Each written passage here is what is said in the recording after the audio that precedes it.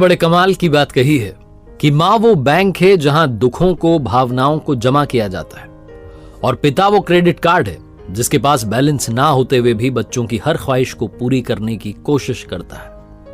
नमस्ते दोस्तों, मेरा नाम है आरजे कार्तिक। एक छोटी सी कहानी सुनाता हूं, बहुत ही इमोशनल कहानी। इसे किरण राज पुरोहित जी ने लिखा है। वो लिखते हैं कि एक बार मैं गांव में सभा के लिए जा रहा था। जब भी कोई काम होता था गांव में तो उसके लिए मीटिंग बुलाई जाती थी, उसके लिए जा रहा था।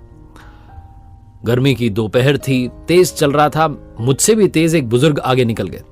मैंने देखा गंदे से पुराने से कपड़े पहने हुए, धोती कुर्ता।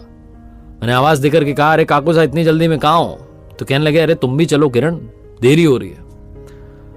हम चलने लगे तो मेरी नजर जमीन पर पड़ी। जमीन पर गहरे निशान थे, ऐसा लगा कि खून निकल रहा है। मैंने उनसे कहा, काकू साहब आपके पैरों से खून निकल रहा है। तो मुझे डांट करके कहने लगे कि तेरे पिता से 2-3 दिवाली बड़ा हूं, काका नहीं हूं तेरा। तो मैंने कहा, दाता आपके पैरों से खून निकल रहा है, शायद कांटा चुभ गया है। तो उन्होंने फिर से मुझे डांट दिया, कहने लगे कि अरे जो आजकल के बच्चे हैं छोटे मोटे कंकड़ों से, कांटों से डर जाते हैं, हमारे जैसे नहीं डरते। और तेरे ये कपड़े के जूते मेरे देख, देसी चमड़े की पग रखियां हैं, जूते हैं। कहने लगे, मुझे समझ में नहीं आ रहा था कि क्या हो रहा है, कहां से खून बह रहा है। हम चलते जा रहे थे, उनके पैरों की तरफ बार बार देखने की कोशिश कर रहा था, और बार बार मुझे बातों में उलझा रहे थे। हम सभा में पहुंचे, मीटिंग शुरू हुई, तब भी मेरी नजर उनके पैरों की तरफ थी, लेकिन उन्होंने बड़ी चतुराई से देसी जो अंगोछा होता है, रुमाल, उससे अपने पैरों को छुपा लिया, पता नहीं चलने दिया। बाद में सभा खत्म होने के बाद जब मैं जूते पहनने लगा तो फिर से मेरी नजर उनकी पगरखियों पर गई। फटी हुई थी, एक में तो इतना बड़ा छेद हो रखा था कि होना ना होना उस पगरखी का एक जैसा था उस जूते का। उन्होंने फटाफट से फुर्ती से वो पगरखियां पहनी, जूते पहने और चल दिए। फिर से हम वापस आ रहे थे, फिर से मैं उनसे पूछने की कोशिश कर रहा था कि अरे खून बहता जा रहा है। वो फिर से मुझे कह रहे थे, अरे घबरा क्या रहा है, कुछ नहीं होने वाला। मैंने उनसे कह दिया, आपके जूतों में छेद है।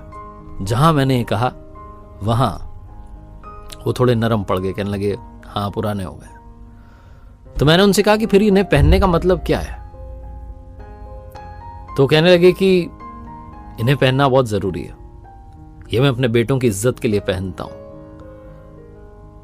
तो मैंने उनसे पूछा कि बेटों की इज्जत के लिए पहनते हो, जूते तो फटे हुए हैं। तो भावुक हो गए, रेत के टीले पर बैठ गए और कहने लगे कि मेरी पत्नी की 2 साल पहले मृत्यु हो गई। 2 बेटे, एक परदेश में रहता है, एक शहर में रहता है, मेरे पास नहीं रहते। और जब से मेरी पत्नी गई है तब से बहुओं को लगता है कि डोकरी के जाने के बाद में थोड़ा पगला गए हैं। बच्चों को लगता है कि तो रोजाना कुछ ना कुछ जिद करते रहते हैं। 3 साल पहले परदेश में रहने वाले बेटे ने पगरखियां दिलाई थी, तब से पहन रहा हूं। मैंने उनसे पूछा कि बेटों की इज्जत का इससे क्या लेना देना, आपके बेटे तो आपके साथ ऐसा बर्ताव कर रहे हैं। तो वो जो दाता साथ है उन्होंने कहा कि बेटा, जो मेरे बच्चे हैं वो तो अभी और जिएंगे। मैं तो 1-2 साल का और मेहमान हूं, मैं तो चला जाऊंगा। लेकिन अगर मैं कहीं जाकर के अपना दुख रोऊंगा, किसी को बताऊंगा और नंगे पैर चलूंगा, तो लोग तो कहेंगे कि इनके बेटे बहू सही नहीं है। उन बेटों की इज्जत बचाए रखने के लिए फटी सही लेकिन पगरखियां पहन लेता हूं। ऐसा बोल करके वो चलते चले गए। मैंने कहा, मैं आपको दिला दूं? तो कहने लगे, अरे नहीं, तुम तो अपनी मां के लिए नई जूतियां लेकर के जाना, उतना काफी है। कहानी बहुत छोटी है लेकिन इसका सार बहुत बड़ा है। जिन माँ बाप ने हमारे लिए जीवन के सारे दुख सहे, क्या हम उनके लिए थोड़े से दुख नहीं सह सकते? और क्या हम उन्हें अपने सुख में हिस्सेदार नहीं बना सकते? सोचिएगा जरूर।